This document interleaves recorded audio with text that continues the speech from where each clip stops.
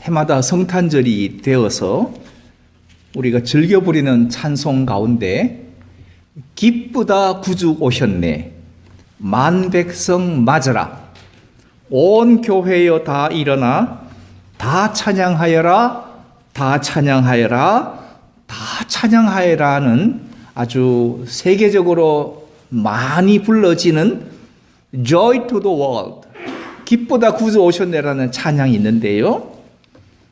그런데 이 찬양을 가만 들어보면 누구든지 일어나서 기뻐하고 찬양만 하면 다 되는 것으로 시의 내용을 그렇게 우리 한국어로 번역을 했습니다.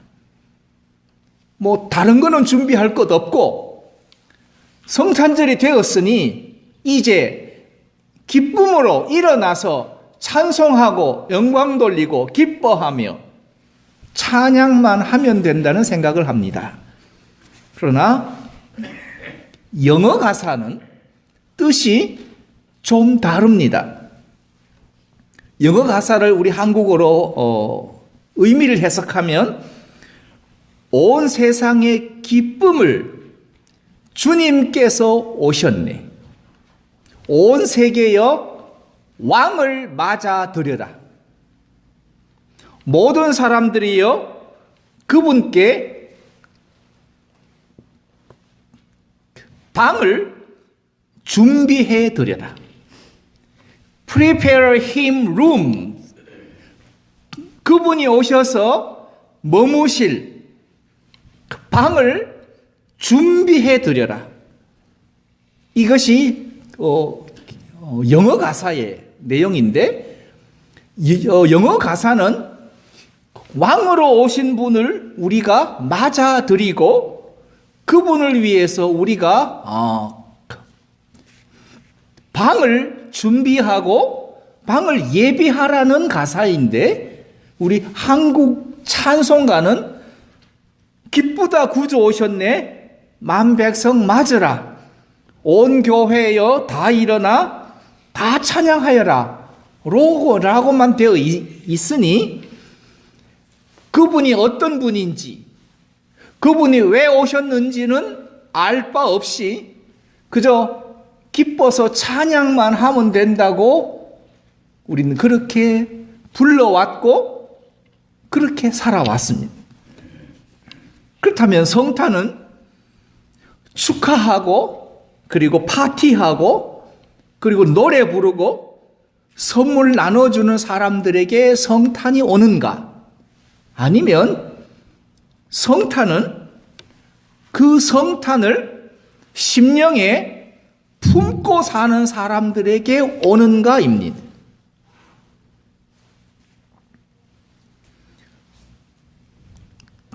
딸이 시집을 가면 그 친정 부모는 그 딸에게서 임신의 소식을 간절히 기다립니다.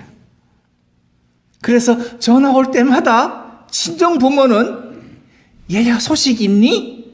소식 있냐고 자꾸 물어봅니다. 왜냐하면 친정 부모의 심정은 내가 그 댁으로 시집을 갔으니 자손을 낳는 건 마땅한 도리라고 생각하기 때문입니다. 그래서 친정 부모가 그 출가한 딸을 위해서, 어떤 사람들은 불교 신자들은 불공을 드리기도 하고, 기독교 신자들은 출가한 딸에게 아기를 달라고 기도를 합니다. 그렇게 친정 부모는 출가한 딸에게서 좋은 소식을 기다리며 마음에 품고 항상 기다립니다. 그래서 사위에게 좋다는 한약도 지어다 주기도 하고, 그 딸 주려고 또 아주 거기에 좋은 한약을 지어다가 그 출가한 딸을 갖다 주면서까지 친정 부모는 그렇게 품고 기다린다면, 우리는 1년 365일 52번의 주일 예배를 드리는데 52번의 주일 예배 동안 우리는 주님을 얼마나 품고 간절히 바라면서 예배하였는가를 질문하지 않을 수가 없습니다.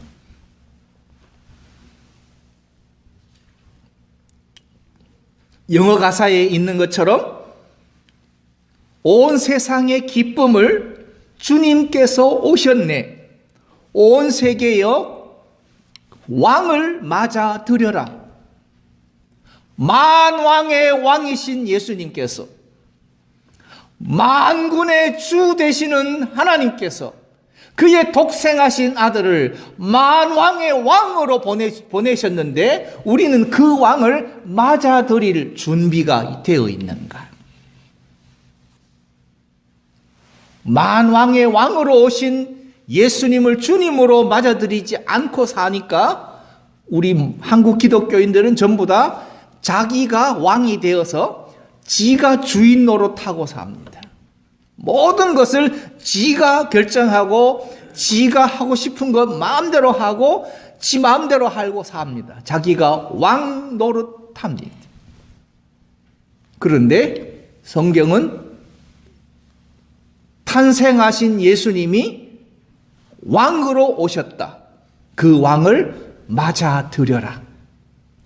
그리고 그 다음에 할 일은 그분을 위해서 그분이 머무실 룸을 준비해 드려라. Prepare him room. 그분의 방을 준비하라는 것이, 즉 품고 살아라는 겁니다. 그렇다면 예수는 우리의 그리스도가 되시기 때문이라면, 그리스도라는 말은 구원자라는 뜻이고요. 이건 히브리어 메사야를 그리스로 옮긴 것이 크리스토스, 그것이 크라이스트, 그리스도가 됐습니다. 즉 메시아란 기름 부음 받은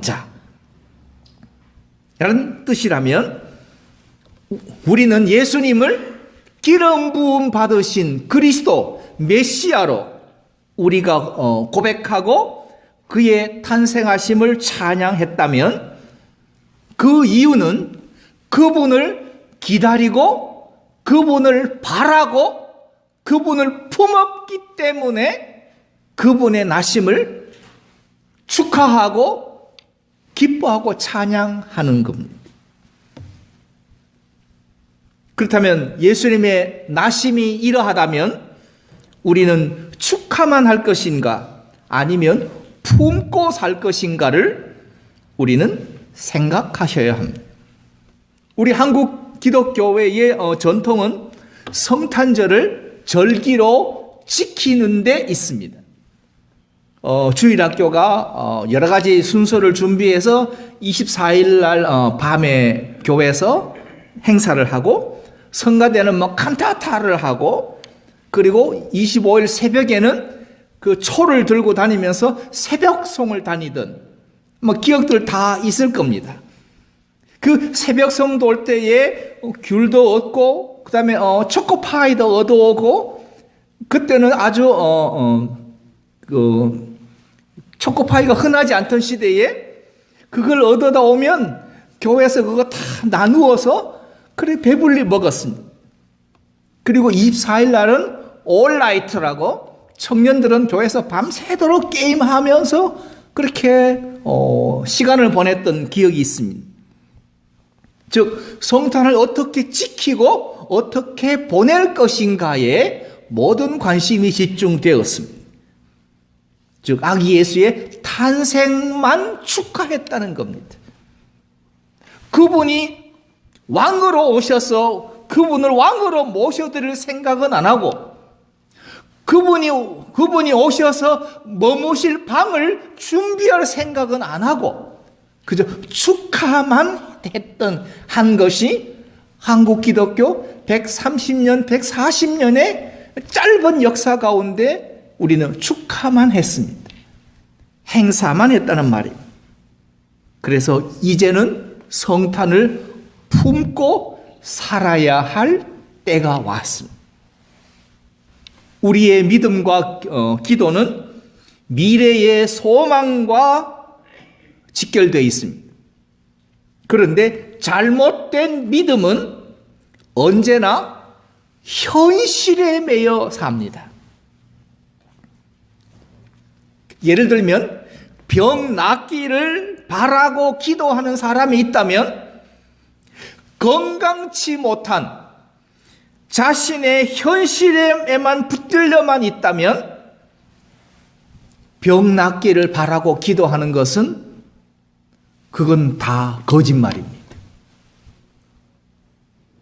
거짓말인데 우리는 믿음이라고 기도하고 있는 겁니다. 병 낫기를 바란다면 건강치 못한 자신의 현실을 인정하고 건강이 부족한 자신의 그 육체의 상태를 인정하고 그리고 어떻게 살 것인가를 생각해야 되는데 그게 아니라 건강치 못한 자신의 현실에 붙들려서 좋은 병원, 좋은 의사만 찾아다니더라는 겁니다. 한국에서 보통 기본적으로 감기에 한번 걸리면 기본적으로 병원 3군데는 갑니다. 기본적으로 병원. 의료보험이 그냥 아무데나 그냥 막 찾아가게 돼 있는 한국의 현실이기 때문에 기본적으로 그냥 감기인데도 3군데를 찾아갑니다. 그래서 3군데서 약을 처방만 받는 게 아니라 마이신 주사를 3번을 맞습니다. 그러면 감기는 그냥 뚝입니다. 딱 떨어집니다. 이렇게 사는 것처럼 우리 기독교 신자들이 하나님을 믿고 예수님을 믿고 우리의 구세주라고 고백하고 찬양하는 우리의 믿음의 상태가 여전히 현실에 머물러 있다는 겁니다. 그래서 현재의 우리가 매여서는 미래를 바라할 수가 없습니다. 현실에 사로잡혀서는 소망을 이룰 수가 없습니다. 성탄을 품고 사는 것도 마찬가지입니다. 우리의 지금의 이 현실에 매달려 있다면 우리는 성탄을 품을 수가 없습니다. 그저 축하만 하는 걸로 우리는 만족해야 합니다. 우리가 믿음 안에서 바라고 구하는 것이 있다면 그 미래를 오늘에 앞당겨 살 줄 알아야 합니다. 그리고 소망 가운데 사셔야 합니다. 왜냐하면 믿음 안에서는 미래가 곧 현재고 소망이 곧 현실이기 때문입니다. 이것이 하나님 나라의 비밀이고 우리 신앙의 비밀입니다. 그렇다면 성탄은 신앙의 비밀입니다. 이 비밀이 2000년 전에 우리에게 나타났다면 우리가 품고 우리가 바라고 있던 것이 신앙 안에서 우리에게 나타난 것입니다. 그런데 사실은 성부 하나님이 창조하시면서 먼저 품으셨던 그 구속의 꿈이 우리가 신앙 안에서 주님의 성탄으로 품고 살아온 것들입니다. 이스라엘 백성이 하나님의 은혜를 입어 젖과 꿀이 흐르는 땅을 정복하고 토지를 분배받았습니다. 그들이 할 수 있는 것은 날마다 수고하며 하나님께 감사하고 찬송하고 영광만 돌리면 됩니다. 그러면 모든 대적을 하나님께서 다 막아주시고 전쟁을 해도 이기게 하시고 어디를 가든지 승리케 하시며 빛을 발하게 하십니다. 그런데도 불구하고 이스라엘은 남과 북으로 갈라지고 그리고 이방의 사람들과 결혼하고 바알의 그 이방신이 이스라엘 안으로 들어옵니다. 결국 하나님께 감사하고 찬송하며 즐거워해야 할 이스라엘이 하나님을 버립니다. 그리고는 그들이 멸망하고 그들이 바벨론으로 포로로 갑니다. 땅을 뺏기고 그리고 나라를 뺏기고 바벨론의 포로로 가서 그들은 그제서야 하나님을 바라고 품습니다. 그리고 메시아를 기다립니다. 우리를 구원해 주십시오.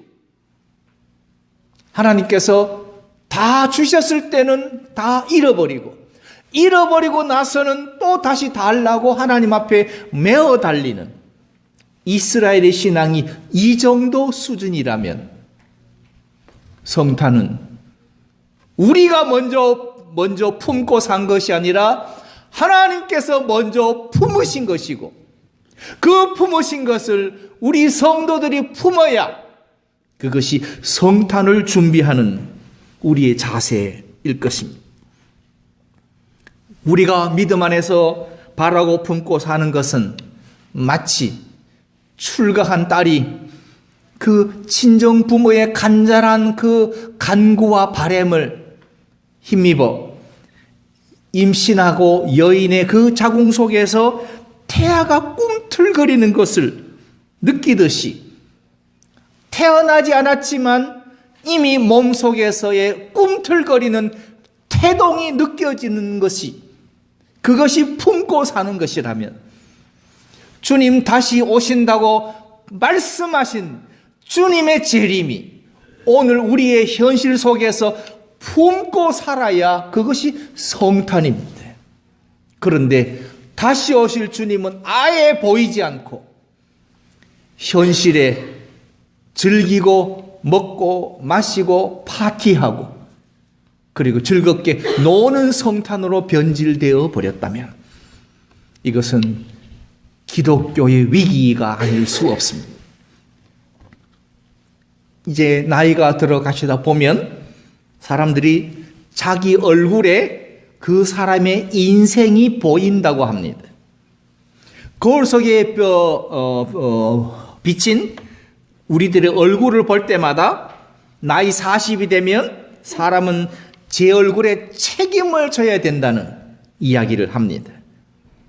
결국 우리의 그 인격과 그리고 됨됨이가 삶 전부가 우리의 책임이고 그것이 품고 살아온 것이 얼굴로 나타난다는 이야기입니다. 그래서 그 마음과 그 뜻이 얼굴을 만들었고 사람을 만들었다면 그 얼굴을 보면 무엇을 품고 사는가를 우리는 능히 짐작할 수 있습니다. 그렇다면 12월이 되어서야 성탄을 품어야 성도가 아니라 1년 52주 주일을 우리가 준비하는 모든 시간 속에서 우리는 다시 오실 주님을 마음속에 품고 그 주님을 기다리고 그 주님을 바라고 사는 삶을 살아야 그것이 제 얼굴에 책임을 질 줄 아는 성도입니다. 그런데 예수님 탄생 이전에 성탄을 품은 하나님의 사람이 있었는데 그들이 사가랴와 엘리사벳이었습니다. 그 시대적인 배경은 암울한 시대였습니다. 말라기 선지자 이후에 400년간 하나님의 계시의 말씀이 하나도 없고 시대적으로 영적으로 암흑의 시대에 그러나 하나님의 약속을 믿고 하나님의 뜻을 행하며 살았던 제사장 사가랴와 그의 아내 엘리사벳이 예수님 탄생 이전에 성탄을 품고 살았던 사람이었습니다. 오늘 우리가 함께 교독했던 말씀 가운데 6절에서 7절은 이렇게 우리에게 말씀합니다. 이 두 사람은 하나님 앞에 의인이니 주의 모든 계명과 규례대로 흠이 없이 행하더라. 엘리사벳이 수태를 못함으로 저희가 무자하고 두 사람이 나이 많더라.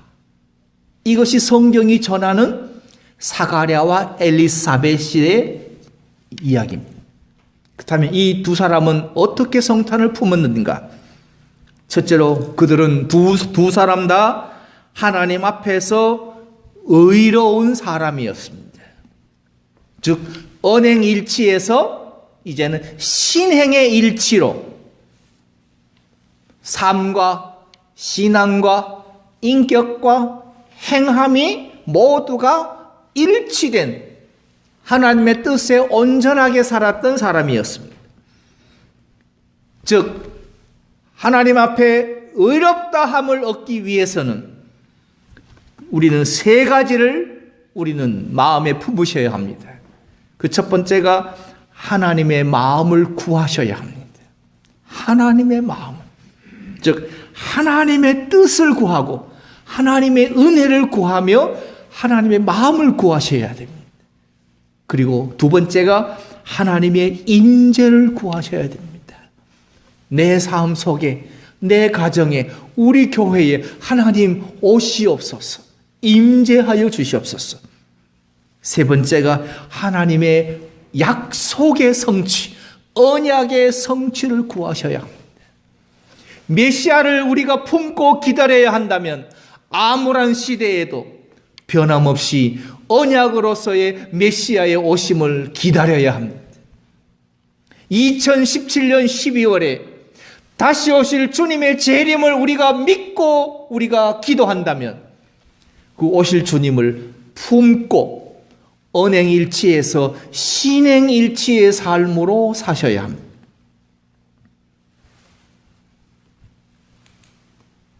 그리고 사가랴와 엘리사벳은 두 번째로 주의 모든 계명들과 규례들의 흠이 없는 행함이다.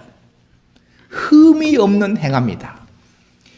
행한다는 동사를 현재형 동사를 썼다면 그들은 1년 365일 조금도 변함이 없이 주의 모든 계명들과 규례들의 흠이 없이 행한 사람이었습니다. 흠이 없이 행한 사람이었습니다. 한국에서 만든 현대 자동차가 여기 미국에서 차를 팔 때에 맨 처음에 내건 약속이 10년 10만 마일의 워런티를 준다고 했습니다. 10년 10만 마일. 그 전까지 아무리 좋다던 일본 차도 10년을 준 적이 없습니다.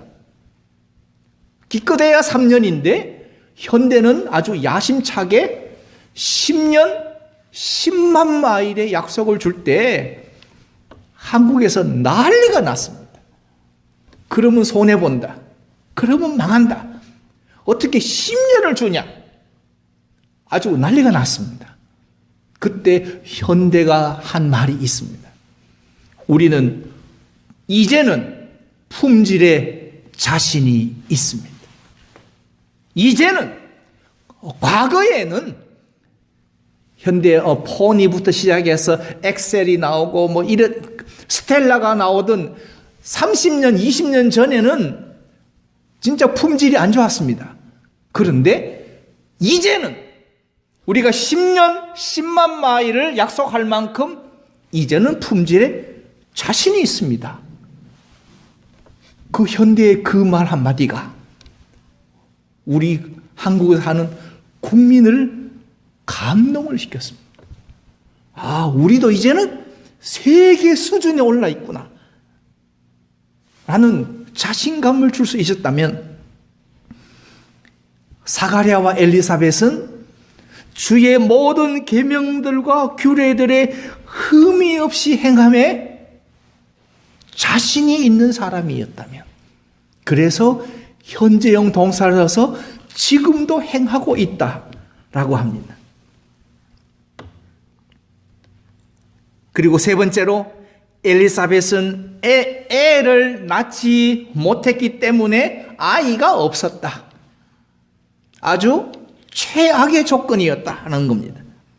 그리고 네 번째, 둘 다 그들의 날들에 있어서 나이를 먹은 것이었다.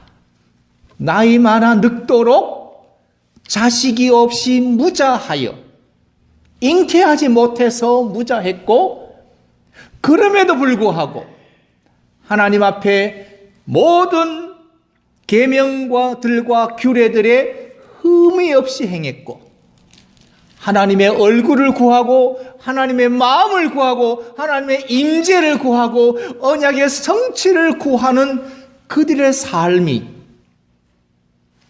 하나님께서 찾으시는, 세례 요한을 주시기 위하여 찾으시는 그 시대에, 예수님의 오실 길을 예비할 자를 찾으시는 그 시대에 하나님 마음에 합한 자가 되어서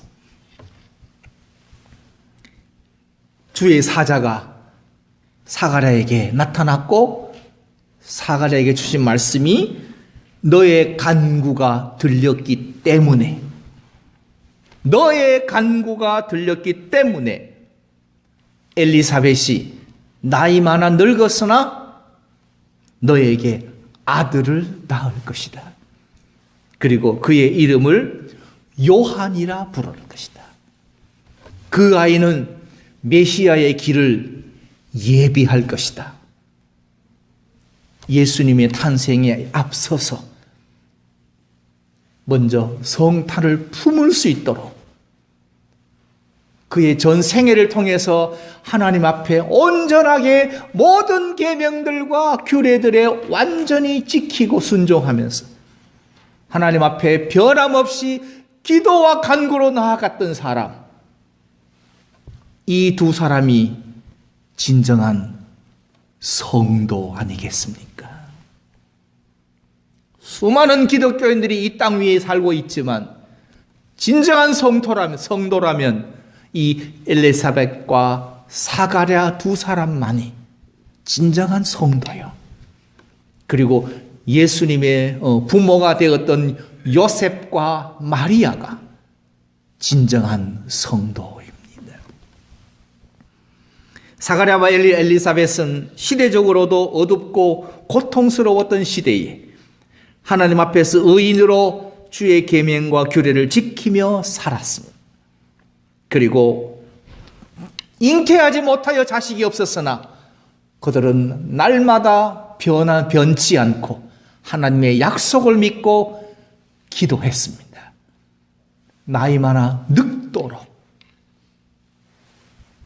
그렇다면 우리 연로하신 우리 성도님들, 내가 이 나이에 뭘 할 수 있습니까? 라고 질문할 수 있는 그 시간에 제가 이 나이에도 할 일이 생겼습니다. 하나님께서 나에게 기도하게 하는 사명을 주셨습니다.